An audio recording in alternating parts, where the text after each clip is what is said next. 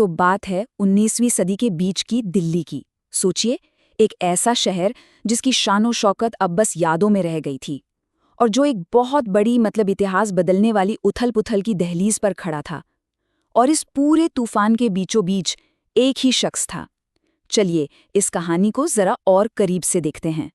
ये हैं बहादुर शाह जफर द्वितीय, एक वक्त के ताकतवर मुगल साम्राज्य के आखिरी वारिस।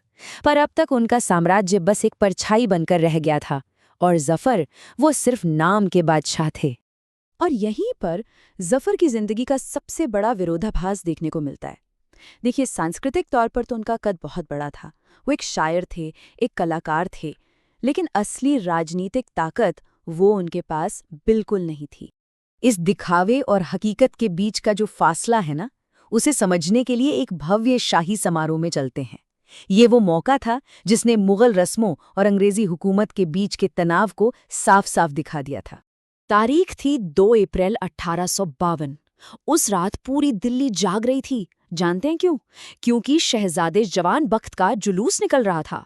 हर तरफ तोपों की सलामी, जबरदस्त आतिशबाजी और सड़कों पर लोगों का हुजूम। माहौल ही कुछ और था। ये नज़ारा उस दौर की बची खुची सांस्कृतिक अमीरी की एक झलक थी। ऐसा लग रहा था मानो मुगल दरबार की पूरी शानो शौकत सड़कों पर उतर आई हो। एक पल के लिए तो लगा जैसे वक्त थम सा गया हो। लेकिन इस पूरी चकाचौंध के पीछे एक बहुत बड़ा और अहम सवाल छिपा हुआ था।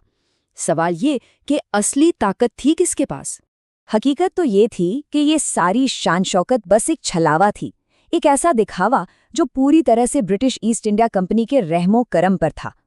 सच तो ये है कि बादशाह की हैसियत इतनी भी नहीं थी कि वो अंग्रेजों की मर्जी के बिना एक भी बड़ा फैसला ले सकें। चलिए अब शहर की गलियों में चलते हैं, जहां एक खाई लगातार गहरी होती जा रही थी। असल में 1852 आते आते दिल्ली में 2 ऐसी दुनियाएं बस चुकी थीं जिनका एक दूसरे से कोई लेना देना ही नहीं था। और ये जो बंटवारा था ना, इसकी सबसे साफ तस्वीर दिखती है उस जमाने के अखबारों में। देखिए, एक तरफ था दिल्ली उर्दू अखबार, जो बस बादशाह जफर की शान में कसीदे पढ़ता रहता था, और वहीं दूसरी तरफ था दिल्ली गज़ेट, जिसकी दुनिया सिर्फ अंग्रेजों और उनके बढ़ते साम्राज्य तक ही सिमटी हुई थी। 2 अखबार, 2 बिल्कुल अलग दुनियाएं। अंग्रेजों की जिंदगी का तरीका भी एकदम अलग था, बिल्कुल अनुशासित। सुबह सुबह फौजी अभ्यास से दिन की शुरुआत होती और शामें भी जल्दी ही खत्म हो जाती थीं। और दूसरी तरफ थी मुगलों की दुनिया, जो सांस्कृतिक तौर पर बहुत ही जिंदा दिल थी। यहाँ दिन इबादत से शुरू होता और रातें शायरी और कला की महफिलों में कटती थीं। मतलब दोनों दुनियाओं में जमीन आसमान का फर्क था। अब ये जो तनाव बढ़ रहा था, इसको और हवा देने के लिए एक और मुद्दा सामने आ गया, और वो था धर्म। आक्रामक तरीके से हो रहे धार्मिक प्रचार ने माहौल को और भी ज्यादा विस्फोटक बना दिया था। इस धार्मिक टकराव के बिल्कुल केंद्र में थे रेवरेंड जॉन जेनिंग्स। उनका मकसद एकदम साफ था, भारत के लोगों को सच्चे धर्म की राह दिखाना, और इसके लिए चाहे ब्रिटिश साम्राज्य की पूरी ताकत का ही इस्तेमाल क्यों ना करना पड़े। फिर एक के बाद एक ऐसी घटनाएं हुईं जिससे तनाव और बढ़ गया। अंग्रेजों के धर्मांतरण के प्रयासों पर बहुत तीखी प्रतिक्रिया हुई। मुस्लिम विद्वानों ने इसका जोरदार विरोध किया, और देखते ही देखते धर्म एक वैचारिक जंग का मैदान बन गया। तो साम्राज्यवाद और धर्म की ये जो उलझी हुई कहानियां थीं, इन्होंने मिलकर एक ऐसे टकराव की नींव रख दी थी जिसका होना लगभग तय लग रहा था। तो देखिए, एक शक्तिहीन शायर बादशाह, एक बटा हुआ शहर और धर्म के नाम पर नफरत, ये सारी कड़ियां जब एक साथ मिलीं तो एक ऐसी विस्फोटक स्थिति बन गई जो कभी भी फट सकती थी। आने वाले उस भयंकर तूफान की आहट अब बिल्कुल साफ सुनाई दे रही थी।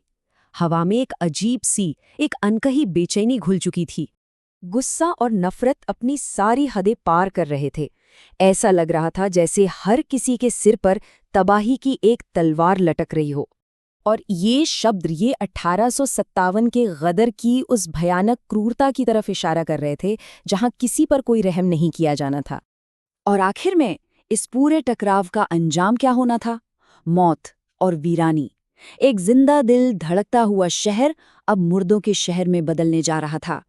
तो ये पूरी कहानी हमें एक बहुत गहरे सवाल के सामने लाकर खड़ा कर देती है कि जब 2 दुनियाएं एक दूसरे से मिलने से ही इनकार कर दें, तो क्या टकराव ही उनका मुकद्दर होता है? क्या वही एक आखिरी नतीजा है? या फिर क्या साथ रहने का कोई और रास्ता भी हो सकता था?